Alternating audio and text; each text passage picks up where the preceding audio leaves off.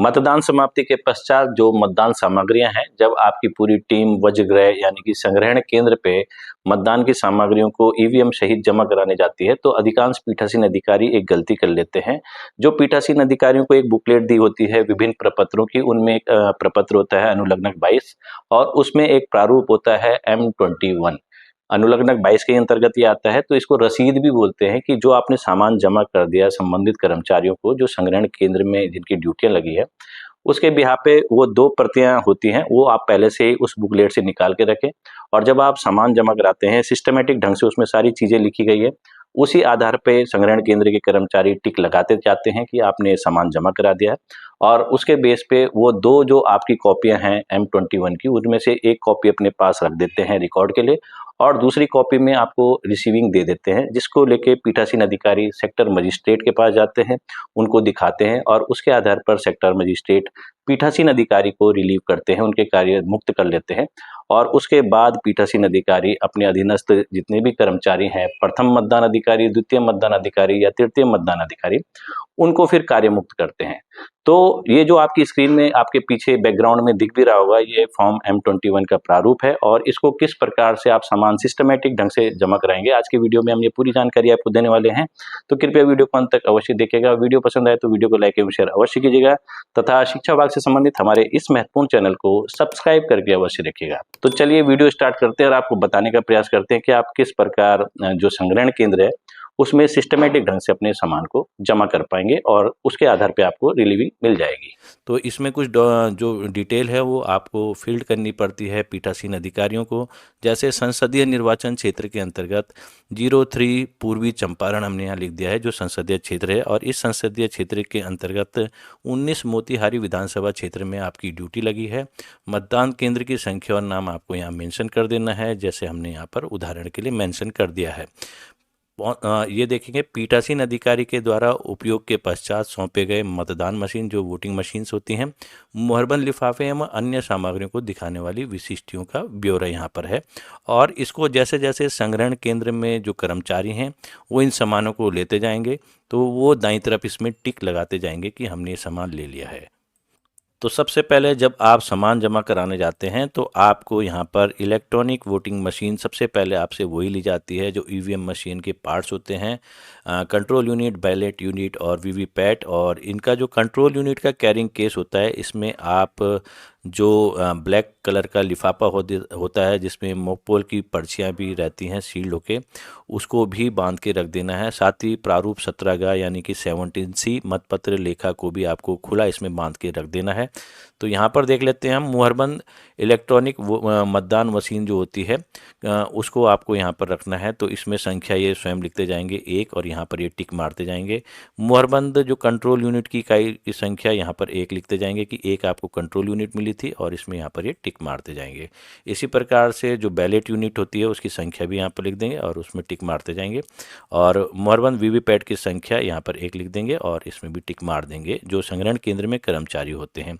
अप्रयुक्त electronic voting machine, यदि आपको एक से अधिक वोटिंग मशीन मिली है विभिन्न परिस्थितियों के लिए और वो यूज में नहीं आई है तो यहाँ पर आपको डैश कर देना है, या नहीं भी मिली है तो वो डैश कर देंगे।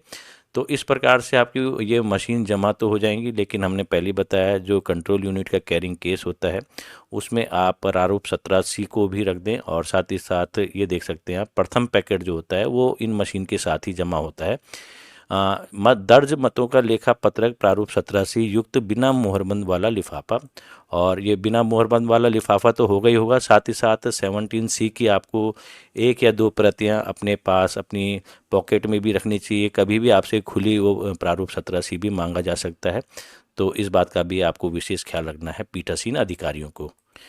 यहाँ पर आप देख सकते हैं दूसरा जो लिफाफा होगा उसमें पीठासीन अधिकारी प्रतिवेदन भाग 1, 2 और 3 आएगा। मोकपोल सर्टिफिकेट भी जिसको बोलते हैं, ये बिना मुहरबंद लिफाफा होगा।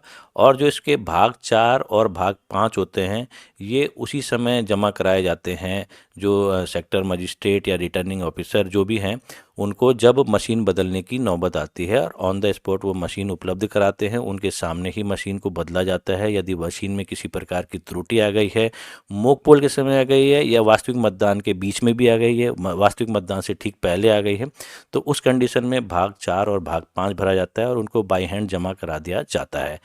अब इसके बाद देखते हैं मॉक पोल से संबंधित मुद्रित वीवीपैट कागज की पर्ची युक्त काले रंग का मुहरबंद लिफाफा। अब ये जो वीवीपैट में से जो मॉक पोल की पर्चियाँ निकलती हैं, उसके अलावा 7 पर्चियाँ अलग से निकलती हैं स्टार्टिंग के समय। उन सभी पर्चियों को आपको इस काले रंग के लिफाफे में डाल देना है। फिर उस लिफाफे को लाख या चपड़े की सहायता से सीलबंद भी करना है, साथ ही पिंक पेपर सील से भी उसको सील करना है। और इसके अलावा PS05 होता है वोटर टर्नआउट रिपोर्ट या 16 बिंदुओं की ऑब्जर्वर रिपोर्ट और 20 बिंदुओं की सांख्यिकीय रिपोर्ट, इनको भी आपको अपने पास बिना लिफाफों के सुरक्षित रखना है। जब आपसे ये बाय हैंड मांगे जाएं तो उसी समय आपको ये तुरंत जमा करानी है और ये टिक इसमें मार देंगे। अब इसके बाद जब ये कार्य आपका हो जाता है और ये टिक लग जाता है सब में, उसके बाद तब द्वितीय पैकेट की बारी आती है समीक्षा लिफाफों की। तो पीठासीन अधिकारी की डायरी जो होती है उससे जो युक्त बिना मोहरबंद वाला लिफाफा होगा, ये जब आप दे देंगे पीठासीन अधिकारी की डायरी उसके अंदर होगी तो ये टिक लगा देंगे।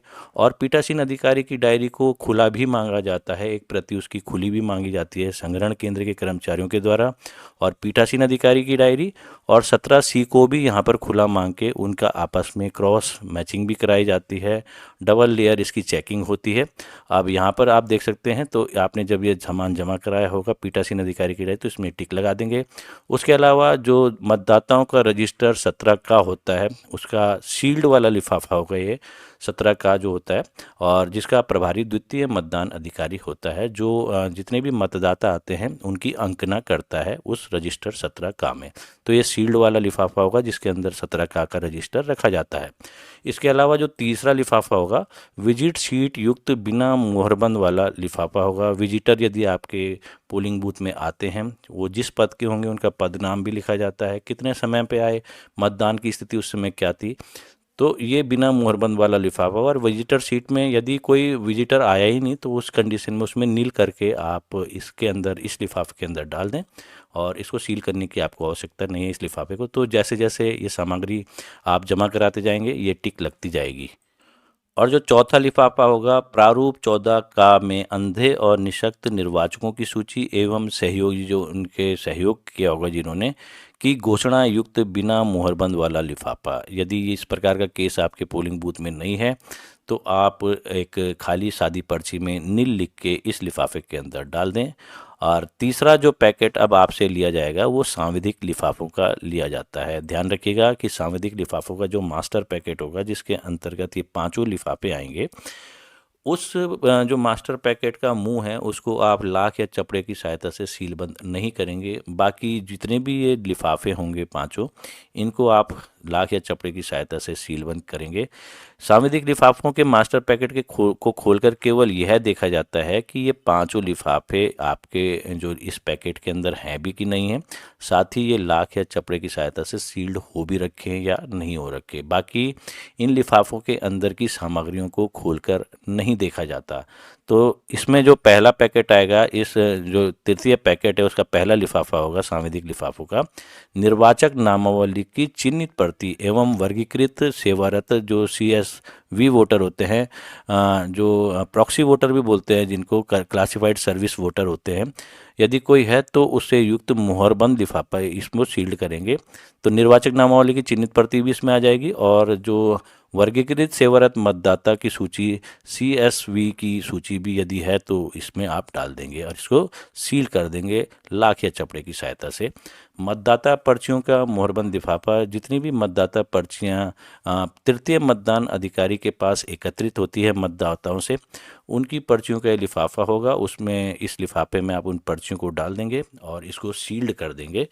इसी प्रकार से जो तीसरा लिफाफा होगा अपर्युक्त निविदित मतपत्रों का मुहरबंद लिफाफा। टेंडर वोट यदि आपके पोलिंग बूथ में हैं, 20 आपको टेंडर वोट मिलते हैं, छपे हुए मतपत्र होते हैं। यदि ये यूज में नहीं आए या यूज में आए और जो बच गए, अपर्युक्त का मतलब यही है कि जो यूज में नहीं आए, तो उनको आप इस लिफाफे में डाल देंगे और इसको भी सील्ड कर देंगे।